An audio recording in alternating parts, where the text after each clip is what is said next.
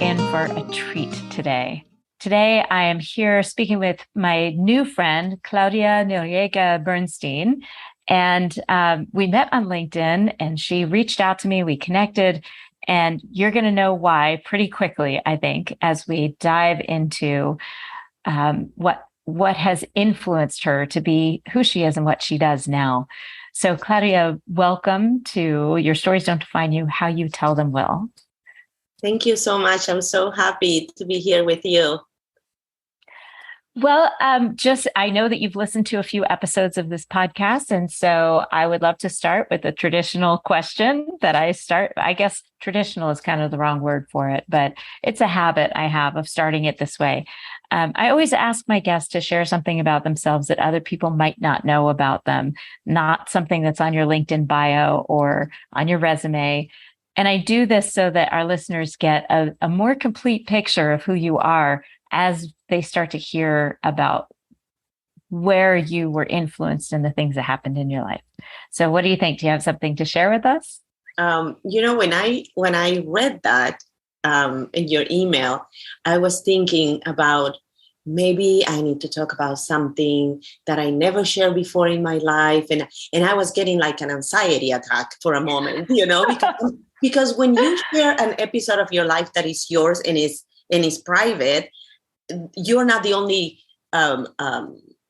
participant in that episode. You have other characters. So it's kind of like, okay, I want to talk about something that happened to me or whatever, and this and that. And then I thought, no, maybe she just want to know if I have a hobby. Well, it's everything. And different interviews have had different results from this. I had one woman say, I just took a blacksmithing training. She lives in the DC area, and she went into rural Virginia to take a blacksmithing class in this workshop, and she made her own knife. And I just thought, oh my gosh, that's so cool. My very first guest told me that she knows how to bone a corset because when she was in school for design, she was building a corset to go under a wedding gown and learned how to use whale bones, the old school way of building a corset. So you just never know what's going to come out of that question. So okay. So I play the drums. Really? Yes. Since when? Were you a little girl when you learned? No. My ex-husband, the father of my children, he was a musician. So we always had a set of drums in the house, and I taught myself. And then I would have my times alone, and I would either play a song in the computer, and I tried to figure out how to do it myself. So I'm a pain in the butt when we are in a concert because I'm playing. I'm always, it's a rhythm, but it was also a way to release, stress and I love music. I'm Latin, so I love music. I'm always singing. I put makeup with music. Music is a huge part of my life, and I was lucky enough to have parents who, even though they divorced when I was very little, they both had their own identity. So my mom was more into the classical music. It was always, we heard that softer music at home. Well, my dad was more a bohemian. So the 60s, he used to say, if you were in the 60s and you remember, you were not in the 60s. So very opposite parents. But I was exposed to music since I was very little, and so did my kids because of their dad. He was Italian, so his connection to the United States was music.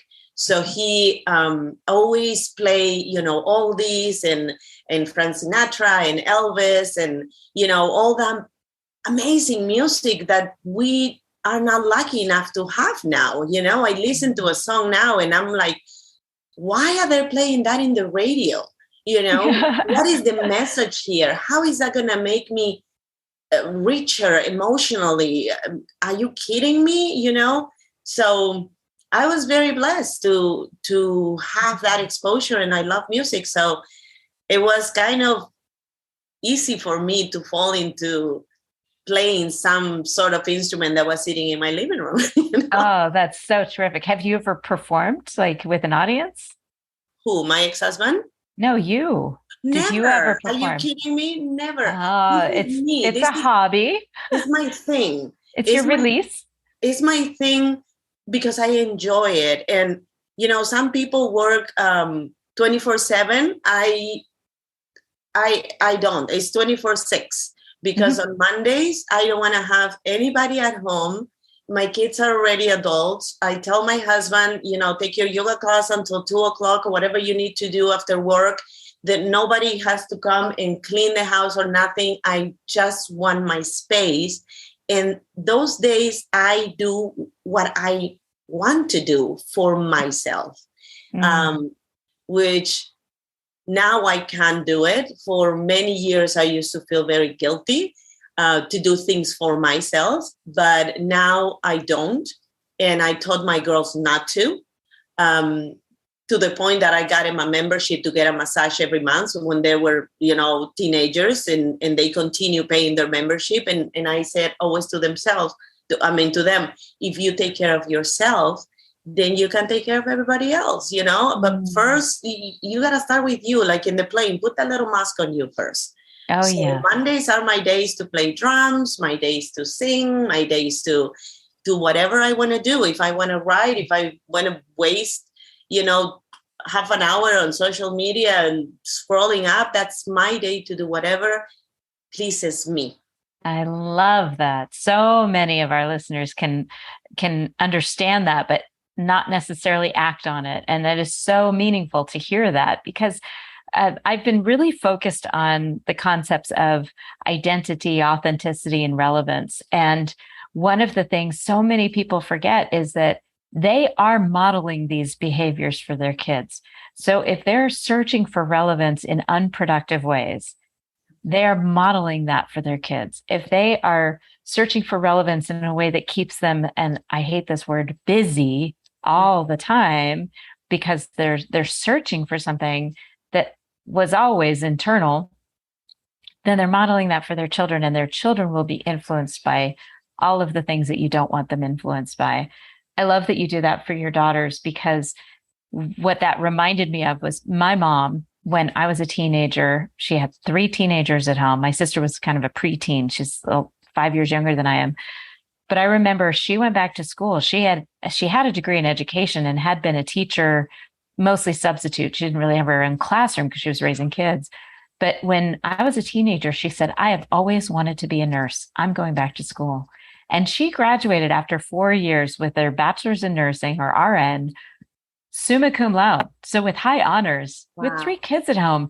Wow. And that's the modeling that I needed to say, oh, you don't have to stick with this. You can actually do something that is meaningful to you. You don't have to stay with something just because it's what you did before. No. And that's what,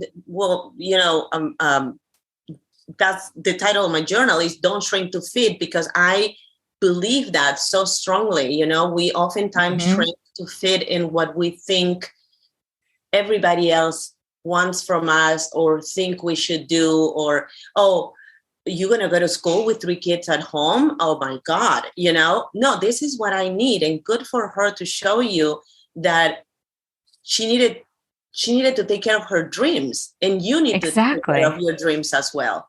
Exactly. So that's very empowering. And I love that. I love that. And when I talk to my clients, I always ask them, what's your dream? What do you want?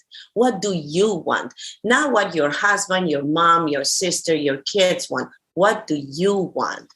And how can we make that happen? I don't have credentials to be a therapist, so I'm a coach.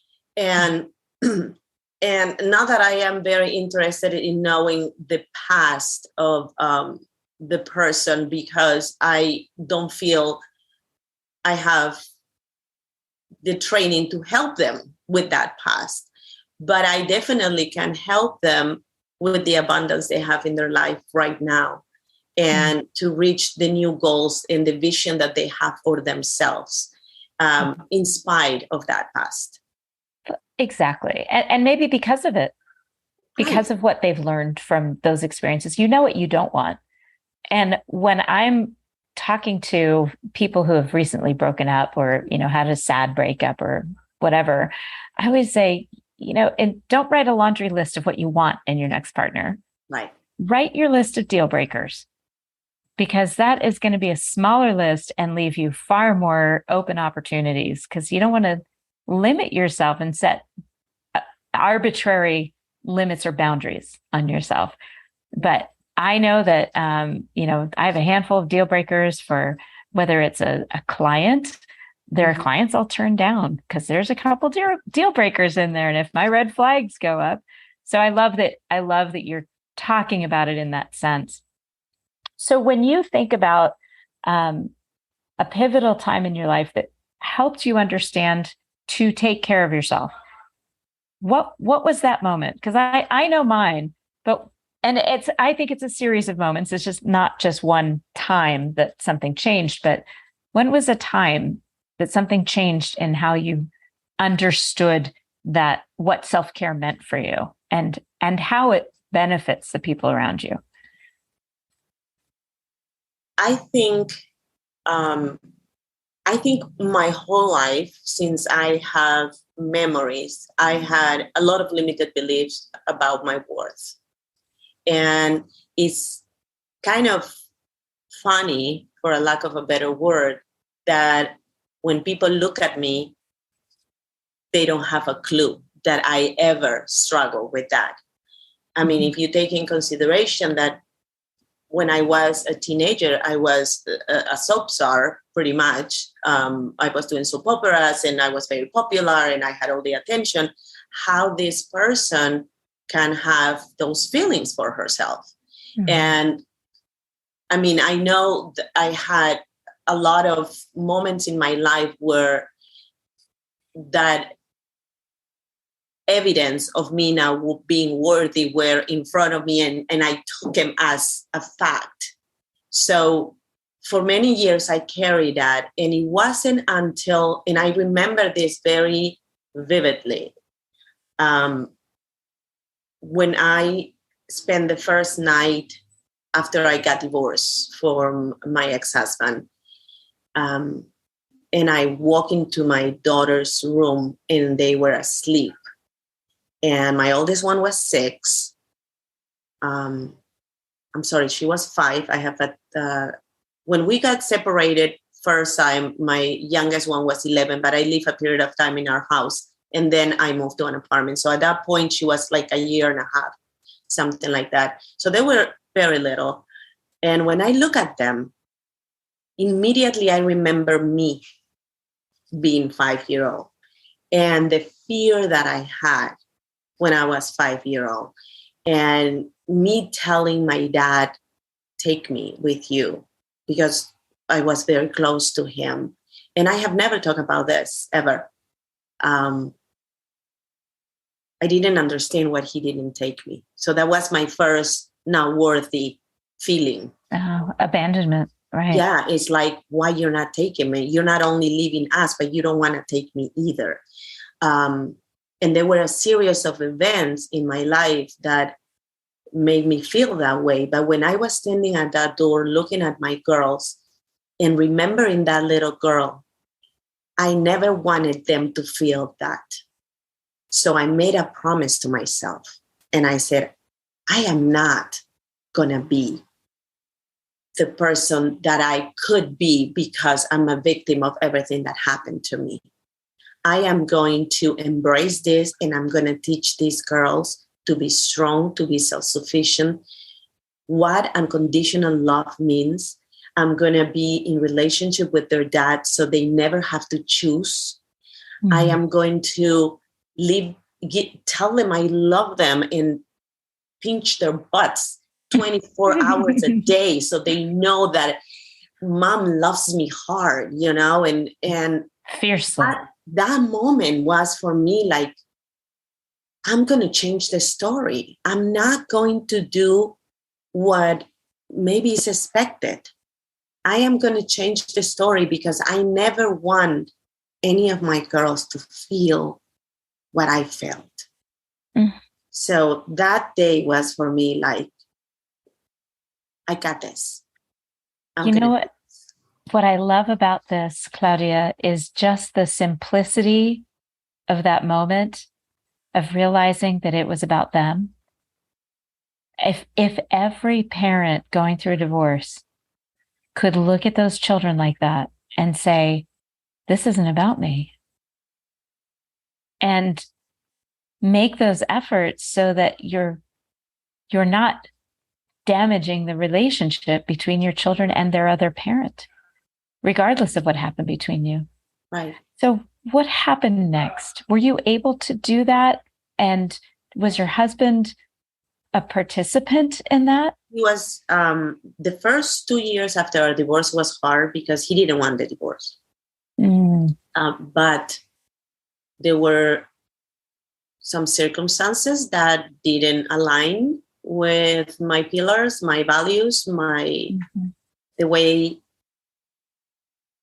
I wanted my life to be. And I made that decision. And there were people that told me, don't do it. Look the other way. Don't do it. Oh. And I was like, I need to be able to look at myself in the mirror. And to model for my children. I need to be able to tell my kids, you know, your dad and I, and that was our story for many, many years. I mean, I think my kids found out a lot of things after he passed. He passed 2.5 years ago. He had a stroke and I was in Peru and he called me and the phone call dropped. So I never really talked to him before the stroke. I talked to him a week before because he used to call me like if we were still married for some reason. My husband, you know, my current husband, that's how you say it. Is very he was very patient about it, but he was on board. He understood that if we work together, the girls were going to be happier. And we never stopped being a family. You know, I mean, I had parties in my house with him, and my ex-sister-in-law is one of my closest friends. And she still introduced me to she goes, this is my sister-in-law. You know, my kids enjoy pictures for Sadies and proms and stuff like that with 2 dads, you know, I mean, that was important to me, that they never felt that they had to choose. Never a bad thing about me or him was told to the girls, you know, it was never your mom this or your dad this. No, right. But that's a choice we made together. Yes. We for both of us, the girls were the most important thing in the world, period. And if only that was more common. Oh my gosh. Yeah. But it does take 2. That's why I asked, because as a parent, whether that's the mother or the father or whichever partner it is, even if you have the best interests of your children in mind, if your partner doesn't, if they don't see the value in it, I don't know that there's anything we can do about that. But I love that moment. So tell me about a moment when your kids were a little bit more grown up that you knew that was right. Like you're like, okay, this all happened for a reason. This is where I am now. And the reason I ask that is because I think about when my mother one time, she asked me if I resented her leaving my father, and we were all still close. I mean, it was hard, of course, because it's always hard. But I remember saying, the only thing that I could resent is that you didn't do it earlier. And she got very sensitive about that for good reason. You know, she thought I was criticizing in some way. I said, Mom, I'm not criticizing you. I'm just saying that when you left, it gave me the model that I needed to see, that you were doing what was right for you, that you decided this isn't working for me and I'm unhappy and something's got to change. I needed to see you do that. And I'm grateful to have watched you grow and transform your life as a result of making that decision. So was there a moment when you had that, like, oh, yeah. I listen to my girls sometimes coach other people. Oh, yes, I love that. And I love it. And I giggle with myself. When I was a kid, my dad said to me, you always have a choice, even if you have your panties in your ankles. No. My mom and my dad were very different. My mom is very conservative. My dad was a bohemian. So my dad was, Yes. say anything to me. And I said that to my kids.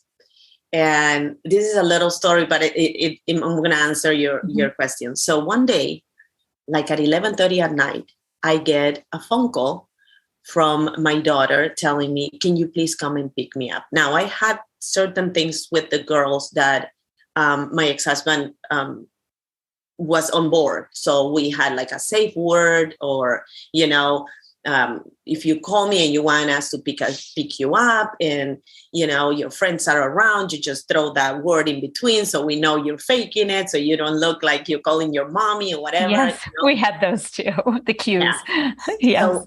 So she's like, Mom, can you come and pick me up? And I'm like, 11:30. And I'm like, okay, let's go. So I told my husband, we were watching a movie, and I said, we got to go pick up Talia. So we get to the party, and I think she was 16, because my kids had rules that other kids didn't have because I'm Latin. So it was like, no, you cannot say until 1:00, 11:30. Right.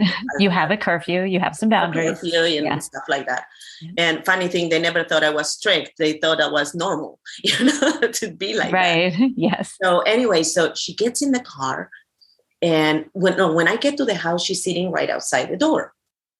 And she walks into the car, she sits in the car, and she kind of, get herself down. Like, so the window was by her eyes only, like she was hiding. And I'm in the front seat.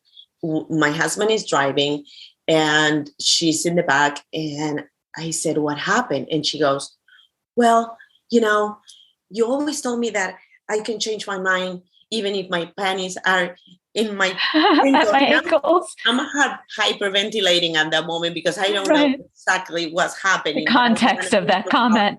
Right? Right. So, and I'm thinking, okay, but you have a purity ring with your sisters. Why is you talking about this to me right now? So she goes, so I was there, and then so-and-so told me, which was her boyfriend, told me to go upstairs, and there was disco ball, and you and I talk about how special my first time has to be. And I said, there's no way I'm doing this with the disco ball on top of me. And he said to me, if we don't do it, then we're through. And then I call you so you can come and pick me up. And in that moment, I was like, yes, I have the good kid. All this work that we have done together has given her the self-control in self integrity and integrity to say, this is not for me. I'm not doing this with a disco ball. This is a special moment for me. And and my husband is driving, and I'm not even turning around. I'm looking at it, and I'm looking with the side of my eye to my husband, and my husband goes, I can't believe this.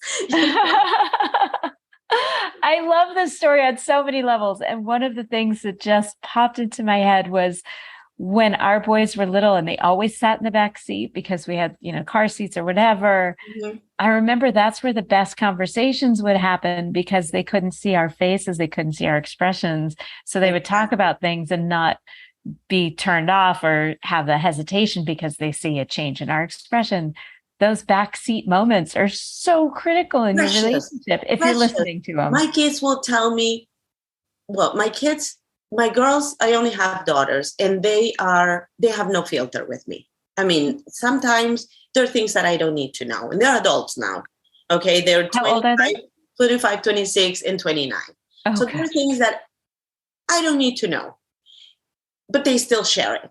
So being in the car, taking them to school, because I would do the carpool too and all that stuff.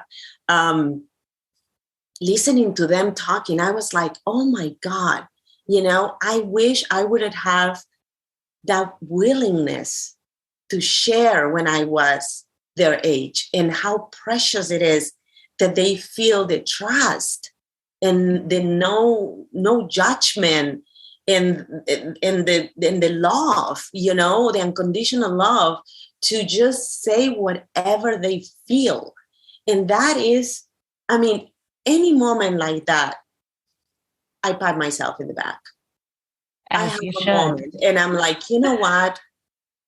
You're good. This is all part of what you had to go through and experience to be the coach you are now. Have you had an influence on a mother with teenagers that has been one of those moments? I started coaching without knowing that I was coaching. I think that's common. Just so you know, Claudia. My kids' friends will come to the house and they will say, Mom, because they all call me Mom. They still call me Mom, even though they're all adults. Mom, can I talk to you for a moment? Or Talia will come, or Isabella will come and says, Mom, my friend so-and-so wants to talk to you. And then we will see, and my daughters will say, it's okay. It's okay. Tell her it's okay. And they would open up and tell me, to the point that one of Talia's friends, I'm not going to say the name, even though her mom and I are friends and she knows that's her, called me one day and she said, Mom, can you come and pick me up? And she was maybe 17 years old. And she got in the car. I went to pick her up. She got in the car and she had made love with her boyfriend for the first time. And the guy was a little bit of an ass. And he said to her, well, you need to go now because my parents are coming. And she didn't want to call her mom. So she called me and I went to pick her up. And she was devastated. And I said, you know what? This was an experience. You get to choose when your first time is going to be. And you're not going to allow this moment to define you, who you are, how your story goes. You're not doing this. This stays between you and I. And the next time, you're not going to be impulsive. You're going to think if that person is worthy of you. And then if you decide to do whatever you want to do, you're going to make sure that it's exactly how you dreamed about it. And now she's married and she's expecting her first baby. Oh, that's so exciting. I know. And the minute she found out, she called me.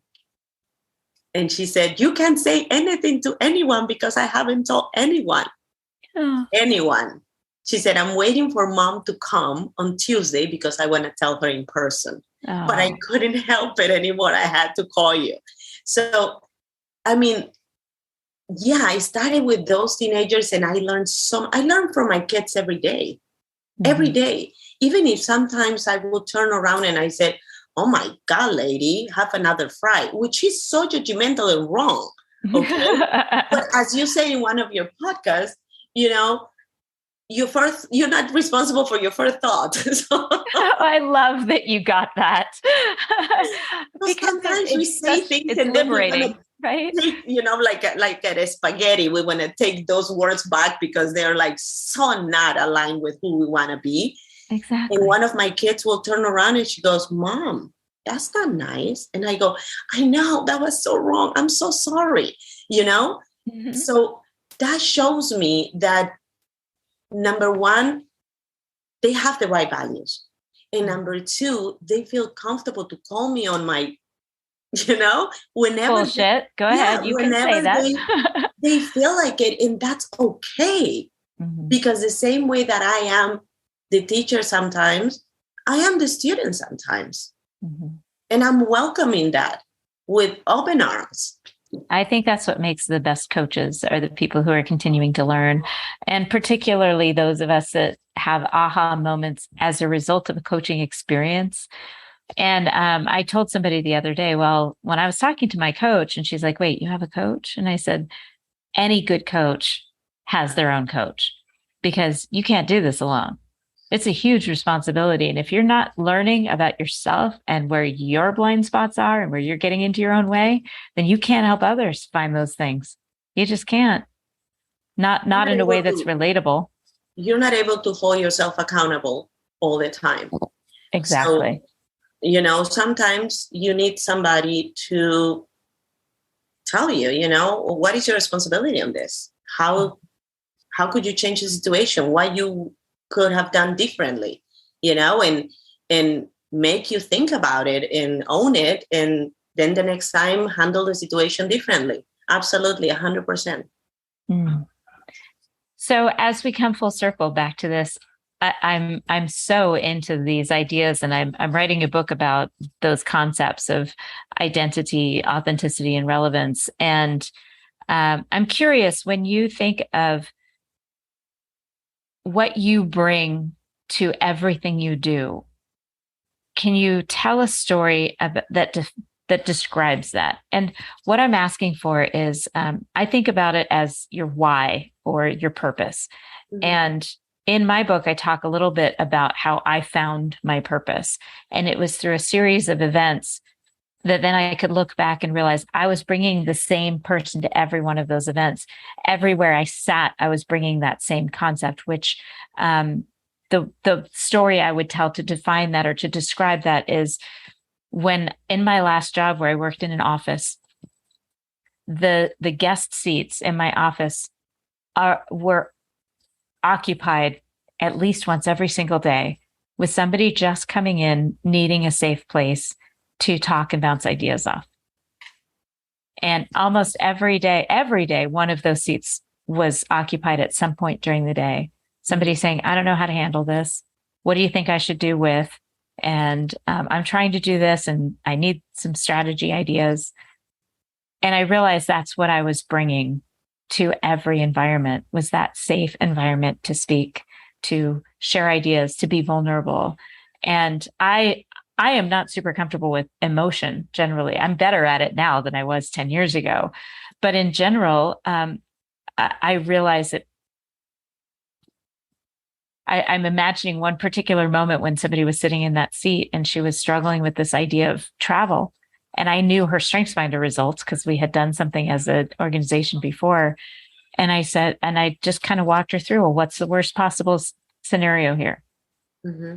And I remember by the time she left, her whole demeanor had changed. She walked in with her shoulders slumped and nervous, and because she had this travel coming up and she was scared about it.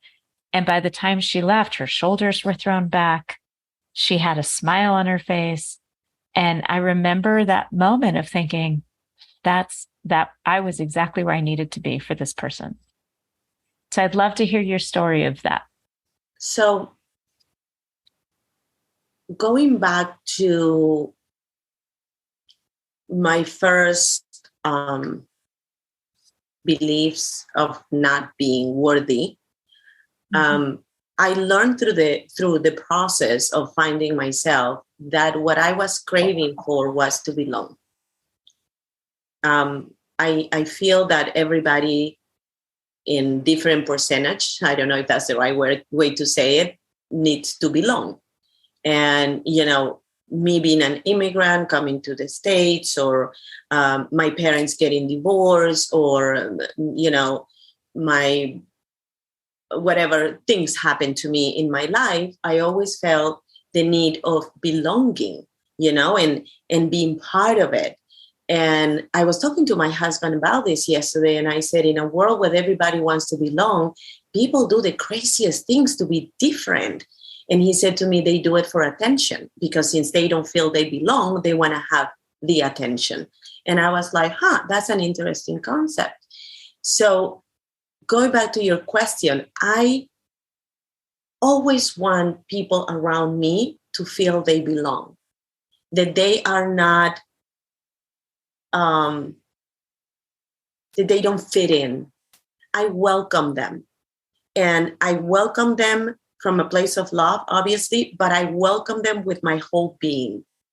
Talking to them, I'm a hug person, which is weird for people, I had a situation that people back up, like, why are you coming so close to me? I'm like, I was going to give you a hug. It's like, I'm no, in the same boat. that's okay. Yes, definitely big hugger. Yeah, I love it because we connect. I mean, when my kids come home, I see my kids almost every day, even though they bought a house 5 minutes from me. I mean, I see my kids every day. I love to see my kids every day, and I love to hug them. So when somebody comes to me, in my presence, not comes to me, but it's in my presence, I want them to feel welcome. And my way of making them feel welcome is not only being kind to them verbally, but also hugging them and making them feel, you belong here. You are okay being here. Like you say, you're safe. Open up if you need to. If you don't, if you just need me to sit next to you, I can do that too. Whatever you need, I'm here. But don't ever feel that this is not a place where you could be. And I see it sometimes, I go to a place. I give you an example. We went to Europe, my husband and I, and in the way back, there was a girl in front of me, and we were traveling in business class. And the girl was sitting in the seat right in front of me. And the flight attendant comes, and she was coming from Spain. She didn't speak English, and we were in British Airways. So she said, and anybody here speaks Spanish? And I speak a few languages. So I raised my husband already knows, she's going to raise her hand. She's going to, she's going to volunteer for this. Say, I do. So I said to her, I explained to her the menu. She ordered whatever she needed to order. She was fine, whatever. And then like an hour through the flight, I already had taken my sleeping pill. So mind you, I wasn't totally aware of what was happening, but I see her that she's still sitting down. And we were in those seats that you can, so I tap from the top and I go, you can lay down. And she goes, what do you mean? And I said, your chair, push that button, you can lay down. But when you when you go in business and they give you the blanket and then they give you a thing that goes in the chair, so she had that on top of her. I thought it was adorable. Right. And she looked at me and she's like, this goes on top. And this is a woman that was probably 26, 27 years old, but it was her first time traveling there. And I remember times when people, and I know that nobody can make you feel anything, but yeah, they have made me feel uncomfortable, or I didn't belong, or what are you doing here? Or, I mean, right. It happens those everywhere. Experiences. Mm-hmm. And I didn't want her to feel that she didn't belong. So I said to her, that one goes on your seat, and the other one, da-da-da-da. And she goes, I'm sorry. She said, it's my first time. And I said, sweetheart, I also had my first time, and I didn't know what to do with that. So don't worry about it. We've all been there, and blah, blah, blah. And in a minute, her face wasn't anymore like embarrassed. She was getting a kick out of her using the little seat cover as a blanket, right. And I think it's so important that if we are kind enough with everyone and we help them feel like they belong, this world would definitely be a better place. Nobody will be feeling like, why am I here? Or why are you here? Why not all being open and embrace everyone and help them feel like they belong? Definitely. I'm listening so intently because I just had a conversation on my podcast a few weeks ago with Paul Howry, who is all about belonging at work. And before that, I had a great conversation with Brooke Errol, who also speaks on belonging. So all of this is resonating strongly with me because I've been hearing this message a lot and thinking through what that looks like. And Paul and I talked about the distinction between fitting in and belonging and how important it is that we don't confuse those two. And individually, I don't need to fit in. That is, and the irony is that almost every single person I talk to has said at some point, I just never really fit in. And they every time I hear it, it just gives me this little heartache because I think, why would you want to? Right. How about instead thinking about how you can create a place of belonging? My friend Shelley Brown is a keynote speaker, wrote a book called Weird Girl Adventures, all about how those things that kept us from fitting in are exactly what make us perfect candidates for helping people feel like they belong. Right.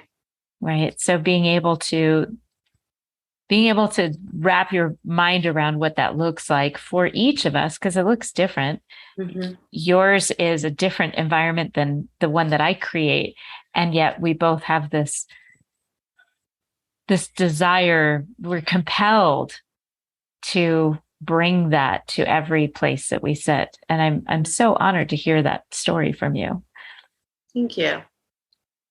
So as we come full circle, I would love to hear about a recent client that you experienced where you were able to bring that dynamic into the room, where maybe it didn't start that way, or just like this young woman on the plane, they started out not knowing what to do, and you brought them kind of a sense of comfort and peace to be able to transform, even if it's, baby steps, which it always is in some way or another.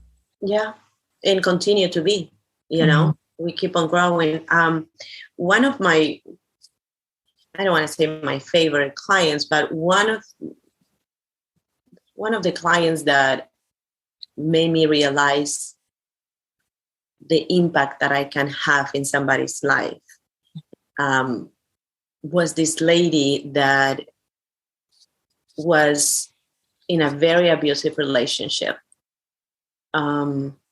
And I had a very abusive relationship when I was younger. So I empathize with her in that area. And I thought our meetings, which at the beginning she used to come with her sister because she was not brave enough to do it alone. So she had to tell her husband, I'm going with my sister someplace. Oh. She was afraid to disclose that she was working on herself, that she felt that that would be threatening to him. Right. She felt like she had enough, but she wasn't strong enough to make that decision. So she needed to figure it out how. That's how she came to me. I need you to help me figure out how I can leave my husband. Okay. Mm-hmm. And I end up empowering her little by little, one little step at a time, from, walking around the block, taking walks around the blocks, making friends. Her life turned 180. She went to court. She asked for a divorce. I got one of my friends to represent her pro bono. Mm-hmm. And then she now lives in her home with her 2 boys, and her life changed completely. And that for me was a moment where I realized that I can make somebody's life better. Mm-hmm. And what a privilege it is to have that opportunity, mm-hmm. And what a privilege was that she trusted me, because I struggle with trust. And I got to remind myself, that it's okay to trust, but I struggle with that. Yet I have somebody in my chair, talking mm-hmm. to me about all these things, and me telling her, trust the process. You must trust the process. You have what it takes. You are capable. You can do this. Whatever it is, you can do this. And that for me was like, I really felt like a coach, if you know what I mean. Yes, I do. There are those moments where you just feel like I asked the right question, or finally I said the right thing. At least early in my coaching, I would beat myself up over the most ridiculous things. I'd have these internal dialogues after a coaching session, like, you could have done this. Why didn't you do this? Why didn't you ask this question? And I remember hitting a point where I got into that stride of asking the question that they needed to grapple with. It's always a hard question. Mm-hmm. And how do you present it in a way that's not going to release this defensiveness. And I love that that's what you were able to do with her, is guide her in the way that she needed to be guided. Some of us, we need a kick, Right. but others, she clearly needed that slow burn. She needed one step at a time. Okay, what are you going to do tomorrow? Right. As opposed to, what are you going to do for the next 2 weeks? It was, no, Right. just let's start with tomorrow and see where that leads. I mean, to the point that she started to come to see me alone. Mm-hmm. And that was like, I mean, when her ex-husband saw her in court, he couldn't even recognize her, because she went through the process of asking him to leave. So he didn't see her in a period of time. And then he got a letter from the lawyer: you cannot come close to her. You have a restraining order. So when he saw her in court, it was like, who is this woman? You know? And I mean, I felt very proud of myself, you know, and I was 100 times more proud of her. Right. Well, I'm imagining you sitting, were you in the courtroom with, no. She just told you the story. She told me, no, her sister told me that when she walked in, he was sitting down and he turned around again to look at her because he didn't know who she was. You know, oh my gosh. How much it changed. Think about that story, that her sister is telling this story and she's hearing her sister tell this story. Think about what that does for her confidence and her evidence that she can do something. You know, you have to start building up that evidence. I did this once, I could do it again. I did this, I can do more. And that story, you know, the whole point of what I work on with storytelling is you can change those stories if you just shift your perspective. And in this case, the perspective is her sister's. Yeah. And she's hearing the story about her life from her sister and her sister's perspective. And when it comes from somebody you respect, admire, and love, it absolutely has the power to change your internal dialogue about what that story looked like. Yeah. I think for me, empowering another human is the most rewarding thing. My husband tells me that's my high. You know, it's really my high. I mean, and not only empowering them, if I have the possibility to do something for somebody that somehow is going to better their life, they don't even need to know I did it, but I want to see their face. It's so funny. My husband says that to me all the time. He says, I know you did that. You know, like, he goes, I know that was you. That has your name written all over like, it. Don't say anything, but I'm just watching them and I'm, I say rejoicing. I don't know. Yes, rejoicing. You're joyful. Like, it makes me happy to the tears, you know, is, oh my God, this is good. This was a good day. I love that. I just do. And that is the most, I don't know. I think it's the most important part of being in any kind of advisory role, is that that's what lights you up, is seeing your client or your friend or whoever you're mentoring succeeding in a way that makes them more confident. And you know the ripple effect of what you've done, because they're going to do it for the next person. And everything they touch is going to be different than it would have been without your influence on it. And we can do that every day. I mean, yes, paying forward, my gosh, you can do that and I say that to my girls, you know, giving a compliment to somebody that is in the line of the grocery store, or buying a coffee for somebody that is behind you, or whatever you can do, you know, to pay forward and give that to somebody is going to change their day. And then they're going to be more inclined to do something nice for somebody else. The ripple effect is amazing when we do nice things for others. It Love is. That. Absolutely is. Well, let's wrap this up. And I would love to hear for our listeners, what are you working on right now? And where can people reach you? And just for our listeners, you don't have to drop everything and grab a pen or pause this. We will have all of this in the show notes at elkinsconsulting.com. But from the mouth of Claudia herself, how do people get in touch with you? What are you working on? And what are the resources that you have available to our listeners? Well, I do abundance coaching. Everything can be found on my website, brighterdays.com, which is the name of my book. And brighterdays.com. brighterdaysbook.com. Mm-hmm. And I have, how do you call that? Journals for men, women, and children there. I have a book that I have published. I'm all about empowering. So, I feel very blessed that I am here with you. I thank you very much for the opportunity. I enjoy it so much. And we're here, to serve. Mm. And that is my purpose. That is my why. I love it. And brighter days indeed. Especially now, I think we need to see that that's possible and that we can control that to some extent, depending on how we approach it. So, Claudia, this has been such a pleasure. Thank you so much for joining me today. Thank you. Thank you so much.